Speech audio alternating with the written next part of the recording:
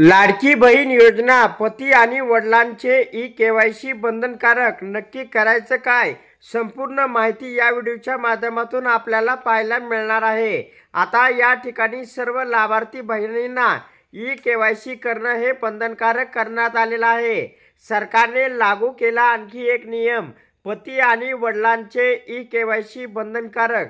नक्की काय करायचंय संपूर्ण माहिती या व्हिडिओच्या माध्यमातून आपल्याला पाहायला मिळणार आहे। आता नक्की काय करायचंय? आता लाभार्थी महिलेसोबत तिच्या वडिलांची किंवा पतीची ई-केवायसी माहिती देणं बंधनकारक आहे। जर वडील पती यांचे वार्षिक उत्पन्न 2.5 लाखापेक्षा जास्त असेल तर महिलेचा लाभ थांबेल।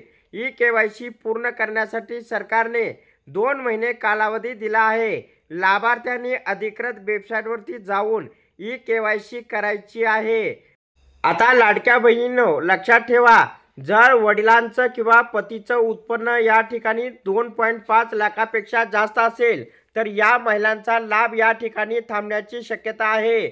जर 2.5 लाखापेक्षा या ठिकाणी कमी असेल तर लाडक्या बहिणींना येणारा जो हप्ता आहे तो नक्की त्यांच्या खात्यावरती जमा होणार आहे।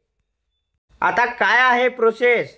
या ठिकाणी https://ladkibaheen.maharashtra.government.in या वेबसाईटवरच्या ई-केवायसी बॅनरवरती क्लिक करावं लागणार आहे। फॉर्ममध्ये आपला आधार क्रमांक कॅप्चा भरा आणि सेंड OTP बटनावर क्लिक करा। आधारला लिंक असलेला मोबाईलवर आलेला OTP टाका आणि सबमिट करा। लाभार्थी पात्र ठरल्यास पुढचा टप्पा म्हणजे ई-केवायसी। पती व वडिलांचा आधार क्रमांक व कॅप्चा भरा, OTP टाकून सबमिट करा। जात प्रवर्ग निवडा व घोषणापत्र द्या।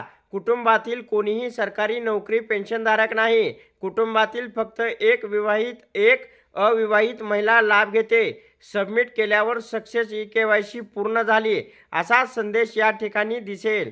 तर अशा प्रकारे लाडक्या बहिणींसाठी ही एक अत्यंत महत्त्वाची अपडेट होती। अशा प्रकारच्या महत्त्वपूर्ण अपडेट जाणून घेण्यासाठी आताच आपल्या टुडे मराठी रघु यूट्यूब चॅनलला जास्तीत जास्त शेअर व सबस्क्राईब करा।